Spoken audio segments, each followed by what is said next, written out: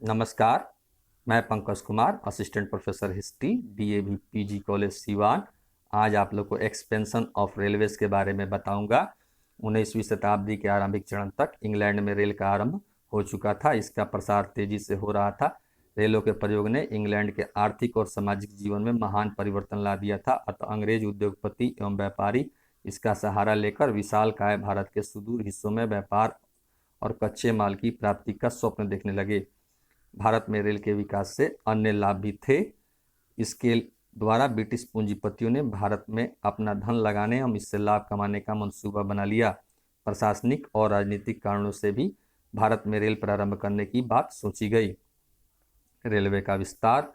भारत के लिए सर्वप्रथम भाप रेलगाड़ियों की योजना 1843 ईस्वी में इंग्लैंड में तैयार की गई। गवर्नर जनरल लॉर्ड हार्डिंग ने कई तथ्यों के मद्देनजर रेल पथों के निर्माण को उपयोगी बताया।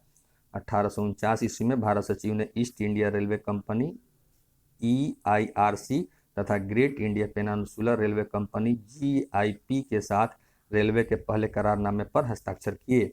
1853 ईस्वी में डलहौजी मेमो से रेलवे के विकास में तीव्रता आई और उल्लेखनीय यह है कि निवेश की शुरुआत सार्वजनिक कंपनियों ने नहीं बल्कि निजी कंपनियों ने की।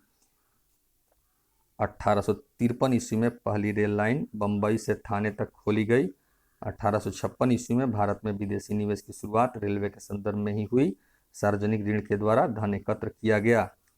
1869 ईस्वी तक रेलवे प्रबंधन के लिए 33 कंपनियां थीं, जिसमें 24 निजी, 5 सरकारी तथा 4 देशी रियासतों की थी। इन कंपनियों से यह समझौता हुआ था कि 25 साल बाद रेलवे लाइन सरकार को सौंप दी जाएगी। 1869 ईस्वी के अंत तक 6000 किलोमीटर से अधिक रेलवे लाइनें बिछ चुकी थी, किंतु यह प्रणाली अत्यधिक खर्चीली साबित हुई। 1869 ईस्वी में भारत सरकार ने सरकारी उद्यम के रूप में नई रेल लाइनें बिछाने का फैसला किया, किंतु अभी भी रेलवे के प्रसार की गति भारत के अधिकारियों एवं ब्रिटेन के व्यापारियों को संतुष्ट नहीं कर सकी। अतः 1828 ईस्वी के बाद निजी कंपनियों एवं सरकार दोनों ने मिलकर रेल लाइनें बिछाई। 1903 ईस्वी में कर्जन ने थॉमस रॉबर्टसन के नेतृत्व में एक रेलवे बोर्ड की स्थापना की, जिसने इससे संबंधित कई अनुशंसाएं प्रस्तुत की। रेलवे का तीव्रतम विकास कर्जन के शासनकाल में हुआ। 1905 ईस्वी तक लगभग 45,000 किलोमीटर लंबी रेल लाइनें बिछाई जा चुकी थी। एक बर्थ आयोग 1921-22 ईस्वी की रिपोर्ट के आधार पर 1925 ईस्वी में रेलवे बजट को आम बजट से अलग कर दिया गया। इन रेल लाइनों के विकास में 350 करोड़ से अधिक की पूंजी लगी थी। यह पूंजी पूरी की पूरी ब्रिटिश पूंजी निवेशकों की थी। कंपनियों को रेलवे के निवेश पर 5% के लाभांश की गारंटी दी गई। आरंभ के 50 वर्षों में इनसे वित्तीय घाटा ही होता रहा तथा वे लगने वाली पूंजी पर ब्याज तक नहीं दे सकती थीं। प्राइवेट कंपनियों ने जो रेल लाइन बिछाई थी, उनका घाटा तो भारत सरकार ने पूरा किया, क्योंकि वह लगाई गई पूंजी पर एक निश्चित लाभ देने की गारंटी दे चुकी थी।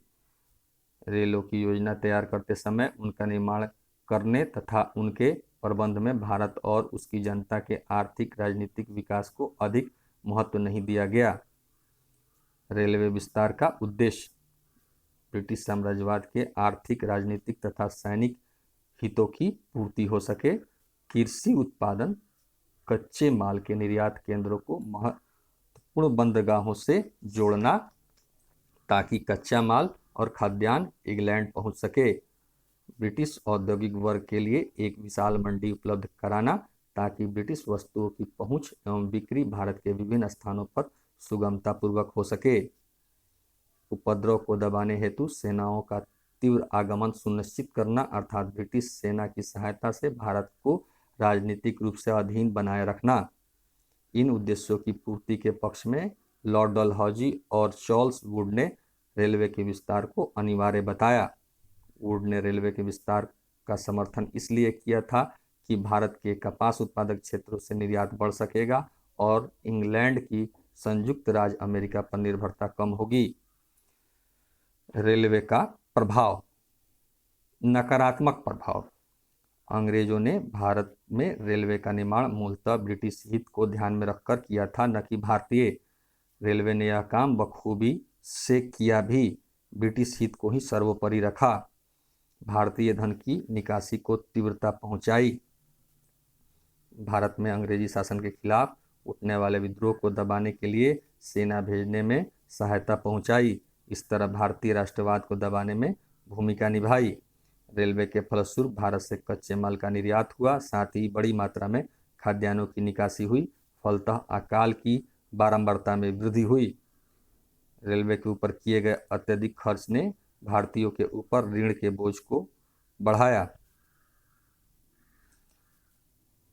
सकारात्मक प्रभाव। राजनीतिक क्षेत्र में सकारात्मक प्रभाव। रेलवे के परिणाम स्वरूप भारत अब पहले की तुलना में अधिक सुसंगठित राजनीतिक इकाई के रूप में उभरा। इससे प्रशासनिक दृष्टि से प्रशासन की दक्षता में वृद्धि हुई। सामाजिक क्षेत्र में सकारात्मक प्रभाव। जाति बंधन, जातिवाद ढीला पड़ने लगा और छुआछूत का प्रभाव भी कमजोर होने लगा। लोग रेल के डिब्बों में साथ साथ दूर दराज की यात्रा करने लगे। विभिन्न स्टेशनों पर खाना पानी का उपयोग करने लगे। फलतः जाति संकीर्णता की भावना में कमी आई। एक दूसरे से मिलने बातचीत करने से विचारों का आदान प्रदान संभव हो पाया, तो एक दूसरे की भाषा, रहन सहन, रीति रिवाज एवं भावनाओं की समझ भी बढ़ी। फलतः राष्ट्रीय एकता एवं भावनात्मक एकता को बढ़ावा मिला। आर्थिक क्षेत्र में सकारात्मक प्रभाव। आर्थिक दृष्टि से उत्पादन एवं वितरण के क्षेत्र में स्वावलंबी अर्थव्यवस्था के स्थान पर विस्तृत बाजार अर्थव्यवस्था का उदय हुआ।